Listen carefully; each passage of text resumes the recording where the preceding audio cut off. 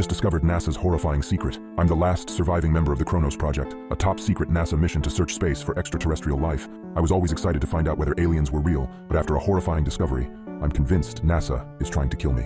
In 1988, the Department of Defense and NASA co-founded the secret Kronos project. As a highly renowned scientist, I was promptly invited. We used satellites and telescopes to search the far regions of space for signs of life beyond our solar system. I just never could have guessed that our newest discovery would be so much more terrifying than that.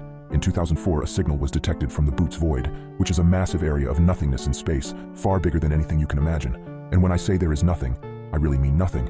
It's essentially a definitive null zone in the universe devoid of anything, all except for a single continuous signal. My colleagues and I were sitting in the mission control room when the detection alarm started to go off, signifying that a signal had been detected from deep space. We triangulated the source of the signal, and to our shock, it was right in the center of the void. Given the vast empty region of space, we initially thought it was a system malfunction, but when we restarted it, it began immediately reporting a signal coming from those coordinates once again. We had originally thought we were just picking up fragments of a supernova or stellar burst of a long-dead star that had once been in that section of space, but that hypothesis was quickly disproven when we were able to filter through the background data and convert it into an audio format. It wasn't one long wave of static that you would normally detect from such cosmic events. It was a rhythmic series of beeps that sounded eerily like a heartbeat. Now, of course, we were miles away from actually confirming or denying that this signal was the work of some advanced alien civilization, but we were still absolutely ecstatic over the finding. I don't remember seeing a single one of the faces in there, not smiling from ear to ear, while that beating, pulsing signal repeated itself over and over again through the speakers of the control center.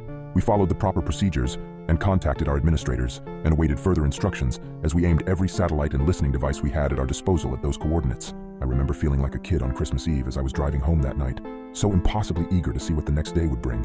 Unfortunately, the days would roll into months, then into years, until the next chapter of the audio single would present itself. On August 24, 2009, we were given the go-ahead by the Obama administration to send a reply signal into the same region of the void that the signal was still coming from. This was mainly done as a ceremonial milestone, given the fact that the region of space was so far away that it would take 1,400 million years for a reply to our message would even reach us. Given that the message was still a continuous repetition of 2 beats per second, we decided to send a similar frequency using a Morse code.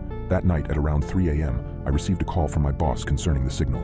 I'll never forget how disappointed and yet terrified his voice was over the phone. "The signal," he said. "It just stopped." For years, that seemed to be the end of our little interstellar communications, but we still carried on with our research, always keeping at least one monitoring device locked on the targeted coordinates of the void. We had a few detected bursts of information that piqued our interests, but nothing like the other signal we had gotten before. That was until 8 months ago, when we were going through a routine series of scans, we received yet another transmission from the void. One I'm still trying to come to terms with, not because it began again, but because it defied the very laws of physics. They replied to us in Morse code, saying the word goodbye. It was a reply to the message we sent nearly 11 years ago. Somehow a communication that should have transpired over a course of 1,400 million years took place in just 11. It didn't make any sense. It still doesn't. None of what was happening made any logical sense, and that wasn't even the ridiculous part. As soon as the transmission was received and translated, the empty space around the center of the void began to expand as the surrounding star system seemed to just blink out of existence. One by one, like a series of light bulbs being turned off, the stars began to go out. It was almost as if we were watching it occur in real time, which was another astronomical impossibility. You see, we can only observe as fast as light travels, which means if we were watching something that was 700 million light years away, we would be seeing it as it was 700 million years ago. But now, we were watching an event unfold that was absolutely cosmically impossible. The rate at which the stars were vanishing was expanding the void at a rate of nearly 5 million light years a minute. I don't know how to describe it other than saying that the dark nothingness was growing faster than the speed of light itself, seemingly consuming and extinguishing everything in its path. All the while, that message just kept ringing throughout the room. I don't know how or why, but very quickly the implications of this flooded over the control center as my colleagues and I began to realize the gravity of this impossible event. There was no argument amongst us whether this was possible or not. It clearly wasn't, yet it was happening all the same. "At this rate, it will reach the solar system in a little under a year," said our supervisor, who sounded weak and hoarse. We were all thinking the same thing.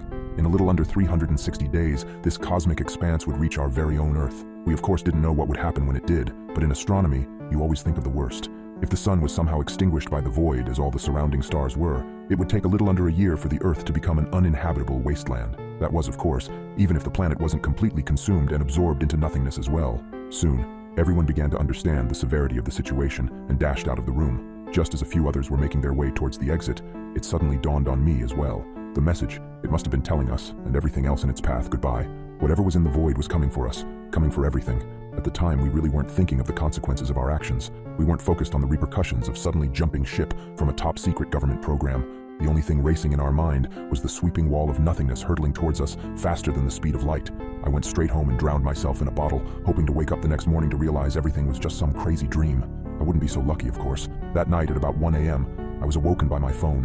When I went to check the unknown caller, it turned out to be one of my colleagues, Dr. Maverick, who was one of the last men to even leave the facility that day. "You've got to run, Adrian," he yelled, trying to catch his breath. I had wondered at the time what had caused him such physical exertion. "What are you talking about?"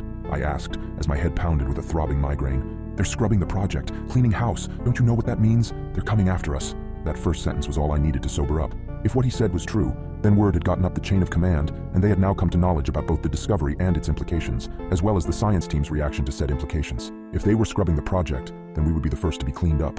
I asked him, "How do you know about this?" He said, "I tried to go over to McGuire's house to discuss possible outcomes about the expansion, but when I got there his house was burning to ashes, and 2 of our other colleagues won't answer their phones, and on top of all that, I think I'm being followed." At this point, I was terrified for my life. "Are you sure?" I asked as I made my way to the bedroom window, searching for any sign of government hitmen. "Yes, absolutely. There's been a black unmarked car following me the entire way," he said. "Listen, you've got to get the hell out of there right now while you've still got time. If you're half as smart as I know you are, then..." Those were the last words I heard from him before the signal gave out. I didn't need much more of a warning after that. I quickly got some things together and hit the highway. I've been on the run ever since then, dodging any sign of suspicion by moving state to state, county to county.